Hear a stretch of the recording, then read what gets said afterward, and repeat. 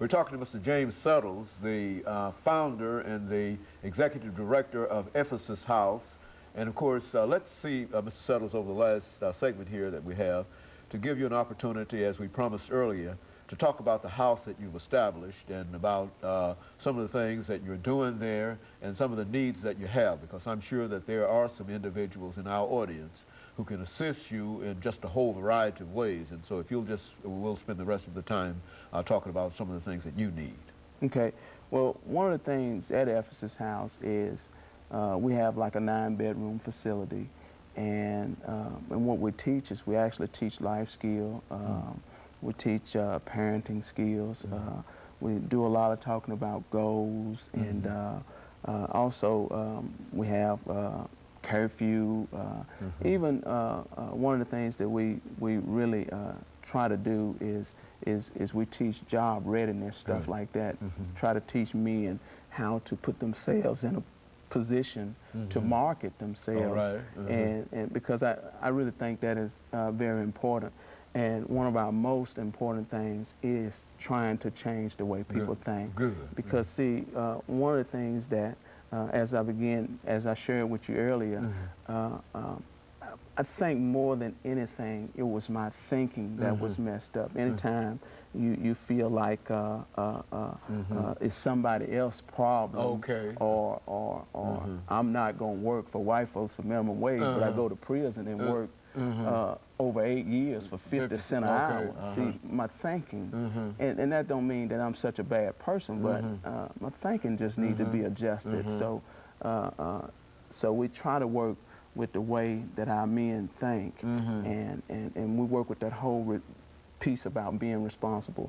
We also charge the men a $100 program fee, because one of the things about this life is we got to build men up to be responsible. And we try to put a man in a situation where there's no way out but to be responsible.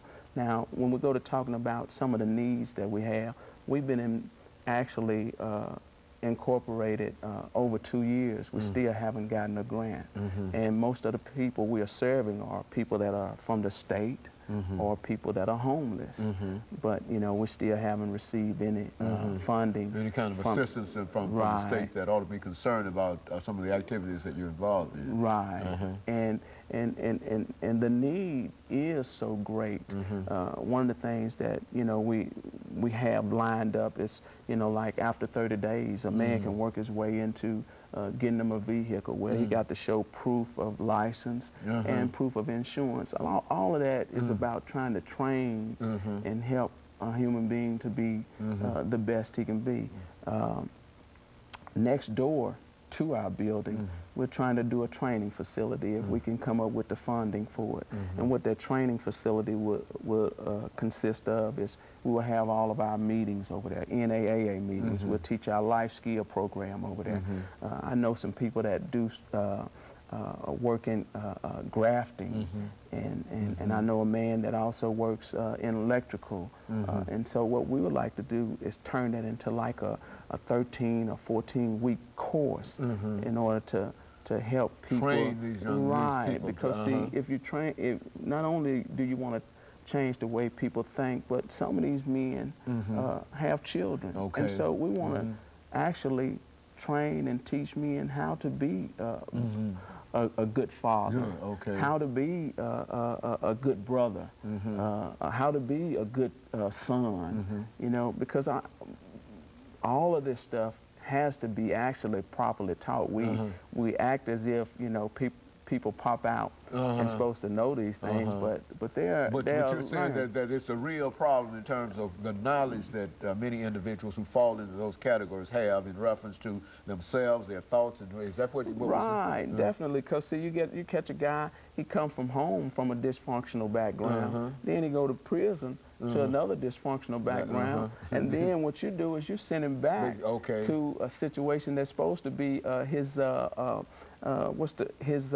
rehabilitation. He's out. No, the word I'm looking for is actually his support system. Well, his support system is faulty, and we're trusting God right now that we'll be able to do a pilot program where we can kind of change guys around to keep them out of their comfort zone. Because see, a lot of times, even for my parents, if I had went back to Memphis, you know, my parents, they probably would have threw me a party, you know, and just wanted to have a good time with me, which here I am. I've been sober almost 10 years before I've been back, and then I go back and start drinking. You're getting right back in the same cycle. Thing. Which I can't call them bad people. They just, they trying to show me some love, and that's just the only way they know how to show love. So we can't say that they are bad people. That's just the only way they know how to show love. So if we could get people to partner up with us with the vision that we have, we know that not only can we help with the recidivism rate, you know, because I'm thinking now it's something like right at 50 or 60 people, I mean 60% of people pretty much return back.